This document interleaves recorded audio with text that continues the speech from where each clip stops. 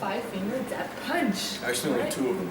So it's two-finger death punch, right? We're here with two-finger death punch. There you go. Yeah. Can you please introduce yourself, guys? He's the middle finger, definitely. My name's Ivan, and this is Zoltan. Nice to meet you. So how are you guys doing? Exhausted, Yeah, but why? doing well. We've been in 7 countries in 10 days. Yeah, Schedule's a little screwed up, and I've got jet lag at this point. But other than that, I'm doing really good. I'm glad to be out here. Hey, but It's you been a get long to time travel the coming. whole world. Like, isn't that Absolutely. amazing? But we always tell people we get to see the world, but we really don't get to see the world. Yeah. So it kind of just flashes by. You see the back, the backside of all arenas Yeah. and every venue. I don't see that from the That's front. more than most people get to see. So you didn't have the chance to look around in Amsterdam, or did you? We went out for a little while last night, kind of, just kind of went bar hopping. We're here, I think we have 2 days off before we play this weekend, so we'll probably get out and try to Yeah, experience the cool. culture and whatnot. It's beautiful, Sounds great. beautiful cities.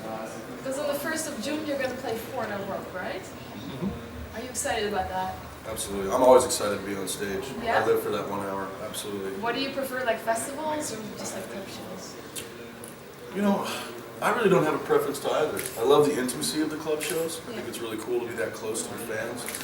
The sweat and the blood, but the festival dates you really can't beat them, and you've got 90,000 people out there Yeah. chanting. And That's pretty It's pretty cool. exciting. And you get to play with all these bands that are really cool as well, so Yeah, that must be a lot of our fun. peers, for sure. Yeah, a lot of like friends of yours. Are there any friends of yours coming to Foreigner World? Airborne's going to be there. Who else is going to be there? Yeah, Ton of- everyone, yeah. All these festivals, we usually tour and play with these guys all the time. So it's every single festival is kind of a reunion. We just, and it's really cool because it's from all continents. Everybody comes together. Yeah. And that's what Ivy said. That's the pluses in a festival. People get to see that normally maybe wouldn't even see the band. Yeah. When we play club shows or arena shows in the US, that's our show. So we got to play, the way we wanna play, and we can put up on or stage shows. So Yeah. that had its own. And festival shows, that's like the way you get new fans. Because that's like people that didn't know you before, Correct. they see you, and that's how you get new fans. Absolutely. Definitely. Cool. Do you check out other bands also? Oh, absolutely. I'm a fan of Backstage music. or in disguise? It just depends on the mood. Okay. So Sneak out. if I'm feeling social, fuck it, I'll go out like I am. But otherwise, it's a dark hoodie and sunglasses. I put a knife. What do you know? What this is? The hair. Like, look, it's Monkey from Korn. That happened all the times, right? It's probably get that a lot. Shifty from Crazy I Town. actually had Monkey a, from Korn. I actually had a guy approach me one time. I was in Irvine, California, and he came up to me and he's like, I won't tell anybody, but you got to sign my CD. And I was like, tell him what? I was like, I won't tell him who you are. And I'm like, okay, cool.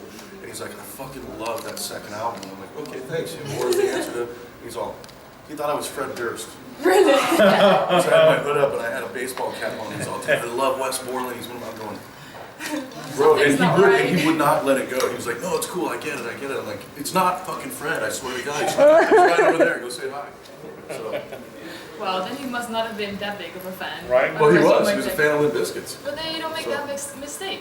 Yeah, no shit, right? Maybe he didn't have his contact lenses in his You never know, Yeah, benefit of the doubt. So, are you excited for the release of your new album? Absolutely. Yes. I'm ecstatic about it. I think it's our best body of work yet. I think it really encompasses Why? everything we've done to this point. Because I think it's really, it exposes everything that we stand for. It's got elements of Way of the Fist, War is the Answer, and Capitalist in it. But there was so much room that we could experiment and kind of, do some different stuff that we haven't had a chance to do in the past. And So, just what really, do really you proud of it. experiment with? Well, when you have only 10, 11 songs on a record, right? If you, every band has to progress, every band has to evolve some way. But when you're trying to do that, what happens? Let's say you have 3, 4 songs. We saw that. You have 3, 4 songs and that you sacrifice into it for experimentation. That's 1/3 of the record. That's a lot. Yeah, it's a lot. To change, so the fans could possibly go like, well, what's going on? These guys are going sideways, But when you have 24 tracks in 2 albums, it let us play with that because now we can drop 4 or 5 songs that normally wouldn't do, and it's not too much of a derivation because there is still 20-something songs for you that that typical that. So. Is that the reason why you did like a double album? Not necessary. I mean, we just started to write, and things were coming out better and better, and why stop there? It's more like when Ivan was asking the question, like, how many songs we have. Yeah, I went in the studio one day because I'd been in there for like 4 months straight, 8 hours a day. And I finally came to the table, I was like, Jesus, how many fucking songs do we have at this point? He's like, well, about 24, 25. I'm like, we're done. We're done. Let's fucking print it, put it out there, volume 1 and 2, here it comes. All right. So it's difficult to divide songs into 2 albums? Or? It kind of was because, you know, you really, at first we had the idea we were going to put the heaviest tracks on one and then put the ear candy on the other. And we were like, you know, that'll really fragment our fans, you know, and so we wanted to make it as evenly fluid as possible. So we were kind of, it's like playing poker. Like he was like, okay, I'll take this song if you give me that song. And Yeah, we were changing like what was in the first one. but it's great because I think it's really well balanced and it shows that they're kind of like symbiotic. They really belong together. Zoltan, some of his favorite tracks are on the second album. Yeah. You know, and for me, it's kind of the opposite. Like don't get me wrong, I love them both. But some of my favorites are on the first, so it was nice. It's going to be quite a long tour if you're in October. It's Thanks for going reminding me. You love touring, right? I do. I hate the studio. I can't stand it. It drives me crazy because I don't like schedules. I don't even have a clock. For me, I call it I time. I use whenever the hell I want to. So and when you're in the studio, you've got to be there at a certain time because you're paying for that time, you know. And just it's work. You're inside of this little coffin box with a microphone in your face. That's why we have angry records. You know, every time when we have to put out in the studio, it's just because he already have to be there like a certain time. That's already making him angry. And then, you know, there's an engineer and a producer, and then, you know, like put him in a little box, so he gets even angrier. And everyone's like, oh my God, how do you guys keep Before being you know it, you got a angry? monster. And I'm like, because this guy, he's like, likes the life. Are you hard to work with when you're in the studio? I'm impossible to work with. Yeah. He's, Are you guys getting I actually had a fights? story. Our producer Kevin is the nicest human being on earth. I mean, he's really, really soft-hearted. And I got him so pissed off one night that he shut the entire studio down and told me to go home. Really? So What did you do? that's why I pissed him off. So anyway, when I write, I for one I don't play any instruments. You know, so it's pointless for me to be in there while they're writing because what I'm going to say. You know. So I write all my lyrics and the melodies and stuff when I'm at home in my own little office. That way, when that monster comes out and it gets kind of nutty, there's nobody around me. I save friends that way. But what comes first, the music or the lyrics? The music, definitely. So it's wait a long time. No, I mean, these guys are writing constantly. So, you know, example, when we first got off the road from that last tour, I took off. I literally went to an airport and looked up and I said, okay, I'm going to go there. And I took a month off. I just Really? did a walkabout, yeah. Where'd you go? I started in New York, ended up in Atlanta. True story. So, but these guys, they were right in the studio. They were just militant about it. And so by the time I got back, there were like 15 tracks done. So I had plenty of work to do. And like I said, I just went in my house. The only person I think I talked to for 2 months was my cat. Okay. So, Wow. But how's that for you guys? If he's away and you're like, oh, we need him, like. Well, not really actually, because there is a, this is our way. Every band works differently, but this is our way that, you know, the band, that's why you don't do demos, because what happens really, the band, everybody has a studio, so we start working on a song and we pass it amongst each other. You know, let's say I write something and give it to the drummer Jerry. He comes up with something, then we give it to the other guitarist Jason. Sometimes he changes something, send it back to us like, okay, oh that's cooler, then that's the song, you know? And we work everything out completely before he even got to hear it. Yeah. So this way, you know, when he gets a song, it's almost complete. But what if he doesn't agree with it? Then he is going to say something. And actually for us, it's, you know, being a musician, so many times you get caught up in things like, oh, this is a cool riff. Yeah. Since he's not a musician, on that way, he will just go by a gut feeling, what kind of feeling it's going to give him. And that's actually more important, Yeah. you know, because you end up with noodling stuff because you close to the instrument, you know. To him, it's like, okay, either it kicks me or it doesn't. well, and you know, there's a good medium too. Sorry, that you know these guys know what's good for the band and what I'm gonna like and what they like. And so that process has been done for years. So anything they send me, and a lot of people don't know this, is when you get our CDs, those tracks are exactly how I got them. So I mean, they're pretty much done by the time I get them, and then the vocals are implemented from there, and then we kind of critique a few things. But it's like he said. I mean, I'm a listener. I'm not a player. So for me, if it hits me in the soul, that's what counts. If it doesn't, then all I have to say is, hey, what do you think about this? And Yeah. they'll go back and change it up. So, Yeah. But what if you? Oh, sorry. yeah, that was what? What? Where do you get your inspiration from? You're like successful from the start. I get it from everyday life. I really do. Everything from sour relationships to social crap to family stuff, religion, politics. I mean, there's a million things to write about if your eyes are open. It's not very difficult. No, I was wondering, like, what do you do if you don't like the song at all? Don't you like put the song on the album at all then, or do you like make adjustments? Or I don't write music I don't like. So for me, if it's going on the album, it's because it stood on its own feet and it was good enough. Period. We're not one of those bands where we just write 5 or 6 crappy songs to fill the void. I mean, every song needs to matter to us, otherwise it doesn't make the album. Period. what if the lyrics don't appeal to you guys?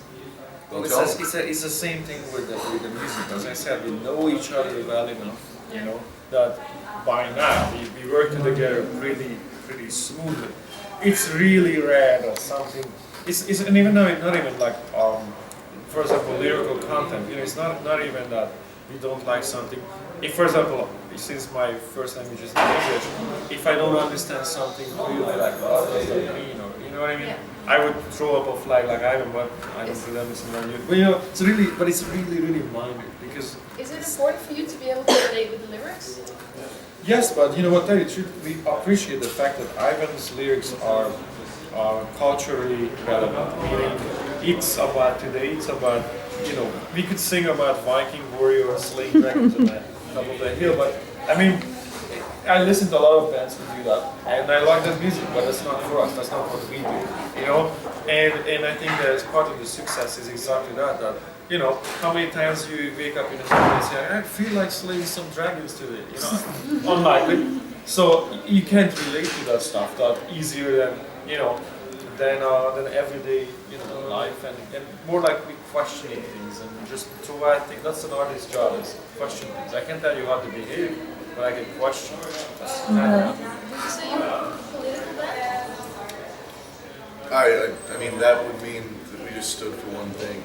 I mean, we're definitely aware of politics and we definitely have our own opinions about it, but every song is about something different. And if it happens to have a political twist in it, it's because at the moment I was thinking about something political. It's never based around, like I said, like one thing or another. It's usually just what comes to mind first. And even now, it's always a question. Now I'm going like this. Yeah. Because we did that. Look here. We did Boris Dancer. We did the Boris Dancer in the middle of the Middle East crisis. We did American Capitalist in the middle of the financial crisis, the global financial crisis. And those things were specific. We like to push buttons. It's a rock band, and that's our job, And it's our job to also question. And every title and every song, not every song, but a lot of the songs, sort of wedge into the system. It's our job is to make you question what's right, what's not right, what Kind of You it's almost decide. a responsibility. Yeah. Is it your way of protesting? Protesting would mean that you already made an opinion. Protesting, you can only protest if I took a stand this way. Then I'm protesting. Rage Against the Machine would protest, I would say. System would they protest because they have a very specific thing. For us, it's a little bit less politically loaded, but we do shove it in there. Okay, just think about this for a second. American capitalists. People were always asking us this question, like, so what are you guys saying? And all we said, like, look, today for some reason, almost like if you become successful at something, out of a sudden you have all these haters and people start to view it as if you did something wrong. Well, it's the biggest hypocrisy because who is out there saying, nah, I don't feel like being successful, that's kind of like, nobody says that. Everyone wants to be successful Yeah, and but they're quick to criticize. If you become successful, immediately somebody else has to say something. So we kind of poked that up, like, okay, so capitalism, is it really that bad? Every one of you trying to achieve something, so why are you well, it talking, depends in what kind of area you're successful in, I think. I mean, like, you can be successful in, like, the weapon industry, but maybe that's not a good thing. But, it's if you, okay, this is a good question. Oh God. This is a good question. He knows, like, I love those kind of questions. Well, a weapon industry, okay. What if your country is being threatened You need the weapon in Mr. Animal sound because you can't control other people and their behavior. That's true. So so technically, nuclear weapons were not really there to attack. It's more like to stop you from thinking about that. You're gonna like, achieve this equal amount of strength. Yeah, but it's a way to defend yourself as well. But like, if no one has nuclear weapons, then no one will be. You know, able to wait, protect before you. we get into this, fucking wait. Before we get into this, let's just be really open about it and say that everybody's entitled to an opinion. And Yes. what his opinion may be about it may not be mine, may not be Yes. yours. Yeah. Of course. Let's leave it at that and move on to the next one. Okay. Well, you work with Alfred.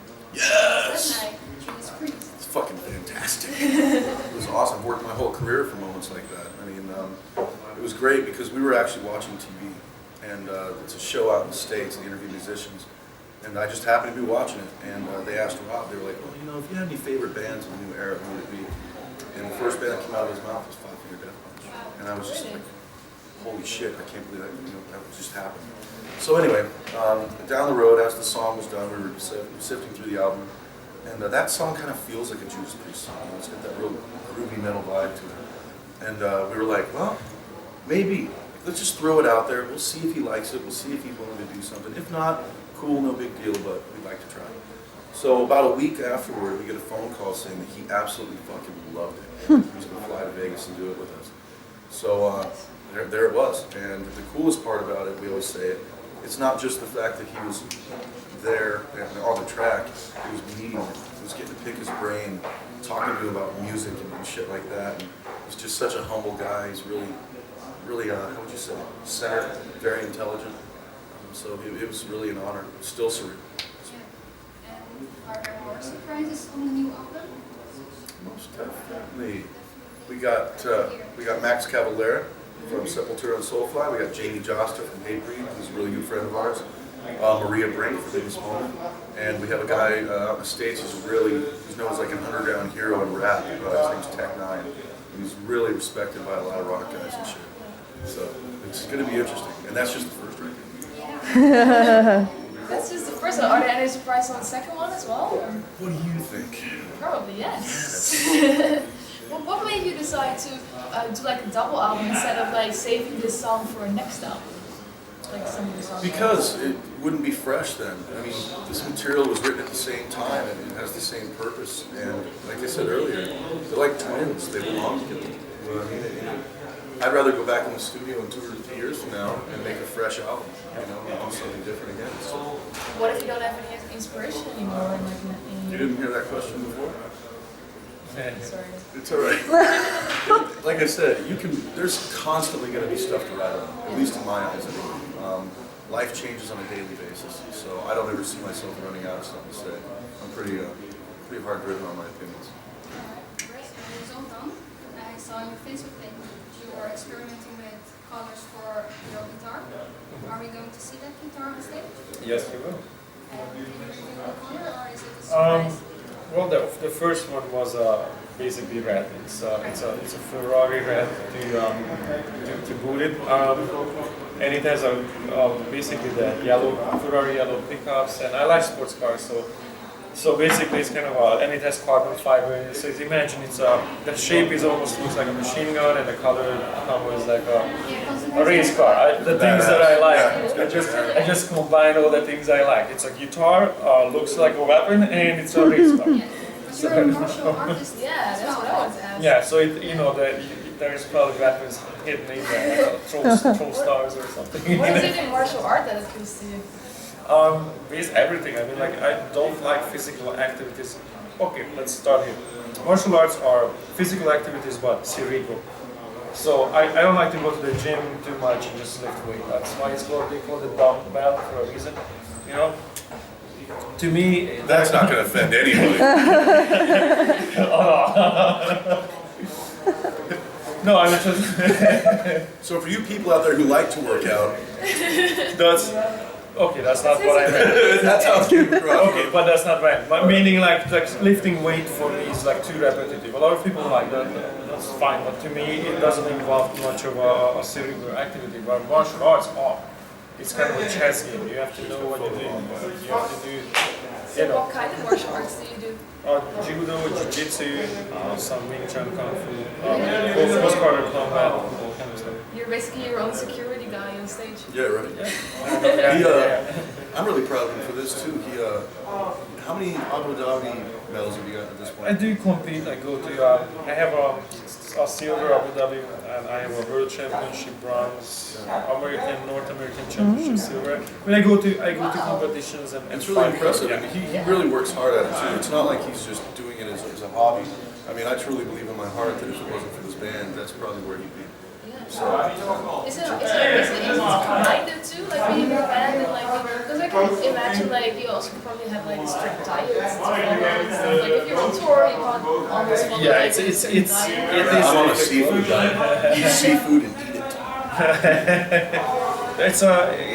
It's not easy, but I'll try as much as I can. And we have when we hire a crew, it's also we look at that aspect because most of our crew members are also martial artists. Oh, really? Our some guy, our head of security obviously is a very accomplished martial artist. Because this way we can train on the road. Ah, okay. We have our own crew with us.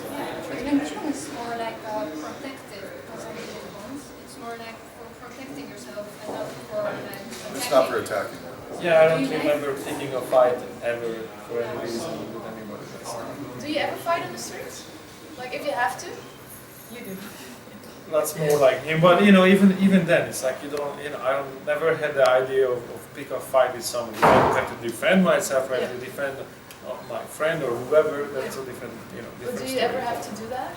No, not We can all take care of ourselves. Yeah, you're big, strong guys. really.